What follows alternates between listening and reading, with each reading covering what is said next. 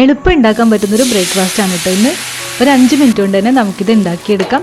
അരി കുതിർത്ത് വയ്ക്കൊന്നും വേണ്ട, അരിപ്പൊടി കൊണ്ട് സിമ്പിളായിട്ട് ഉണ്ടാക്കാം. അപ്പം മിക്സിയുടെ ജാറിലേക്ക് 1 കപ്പ് അളവിൽ അരിപ്പൊടി എടുക്കാം. ഇത് വറുത്ത അരിപ്പൊടിയാണ് എടുത്തത്.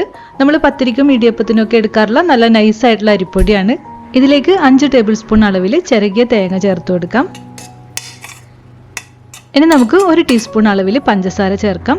പഞ്ചസാര ഇതിൽ കൂടുതൽ വേണ്ട, നമ്മൾ കറി ചേർത്തിട്ട് കഴിക്കുന്നതാണ്. വെറുതെ കഴിക്കാനോ അല്ലെങ്കിൽ തേങ്ങാപ്പാൽ ചേർത്ത് കഴിക്കാനോ ഒക്കെ ആണെങ്കിൽ കുറച്ച് കൂടുതൽ അളവിൽ പഞ്ചസാര ചേർക്കാം. തേങ്ങയും പഞ്ചസാരയും ഒക്കെ ഈ നീർദോശയ്ക്ക് നിർബന്ധമുള്ള കാര്യമല്ല കേട്ടോ, പക്ഷെ ഇതൊക്കെ ചേർക്കുന്നത് നല്ലൊരു ടേസ്റ്റ് തരും.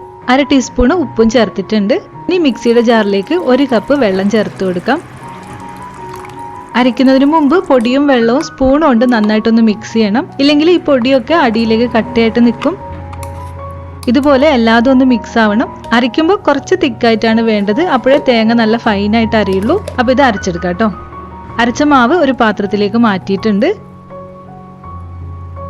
ഈ ഒരു പാകമാണ് ഇപ്പോൾ ഉള്ളത്. കുറച്ചുകൂടെ വെള്ളം ചേർത്തിട്ട് നമ്മളിത് ലൂസാക്കി എടുക്കണം.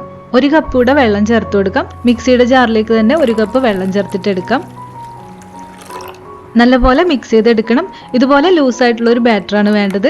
അഥവാ നീർദോശ ഉണ്ടാക്കുമ്പോൾ ക്രാക്ക് പോലെ വരികയാണെങ്കിൽ കുറച്ചുകൂടെ വെള്ളം ചേർത്ത് കൊടുത്താൽ മതി. അപ്പോൾ നമുക്കിതൊക്കെ ചുട്ടെടുക്കാം. നോൺ സ്റ്റിക്ക് പാത്രം ചൂടാവാനായിട്ട് വെച്ചിട്ടുണ്ട്.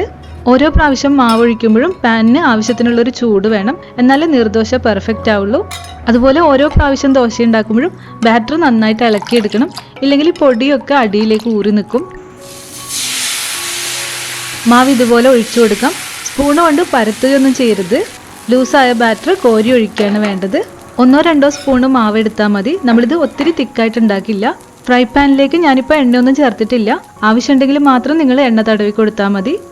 1-2 മിനിറ്റിൽ തന്നെ ഇത് കുക്കായി വരും കേട്ടോ, പെട്ടെന്നാവും. വെന്ത് കഴിയുമ്പോൾ നമുക്ക് സ്പൂൺ കൊണ്ട് ഇതുപോലെ സിമ്പിളായിട്ട് മടക്കിയെടുക്കാം. ചൂടുള്ള പാനിലേക്ക് വീണ്ടും ഇതുപോലെ മാവ് കോരി ഒഴിച്ചു കൊടുക്കാം. എല്ലാ ദോശയും നമുക്ക് ഇതുപോലെ തന്നെ സിമ്പിളായിട്ട് ഉണ്ടാക്കിയെടുക്കാം. എളുപ്പം ഉണ്ടാക്കാൻ പറ്റുന്ന ഒരു ബ്രേക്ക്ഫാസ്റ്റ് ആണ്. അതുപോലെ തന്നെ നല്ല സോഫ്റ്റും ടേസ്റ്റുമാണ്. കറി കൂട്ടിയോ ചമ്മന്തി കൂട്ടിയോ അല്ലെങ്കിൽ വെറുതെ കഴിക്കാനായാലും നല്ല ടേസ്റ്റാണ്. കാണാനൊക്കെയുള്ളൊരു ഭംഗിയുണ്ട്, കുട്ടികൾക്കായാലും ഇഷ്ടപ്പെടും. അപ്പോൾ വീട്ടിൽ ട്രൈ ചെയ്ത് നോക്കണം. മറ്റൊരു റെസിപ്പിയായിട്ട് വീണ്ടും കാണാം. താങ്ക്